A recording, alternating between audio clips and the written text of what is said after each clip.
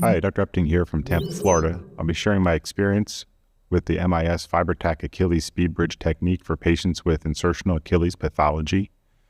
When ready to fixate the distal row of the SpeedBridge technique, it's important to remember the DX 3.9 BioComposite SwiveLock anchor is a new anchor and it must be used in the proper way. The eyelet is larger and the fiber tapes slide very well. However, you must keep the handle of the SwiveLock and therefore the eyelet facing up and down, so the tapes slide and self-tension upon insertion.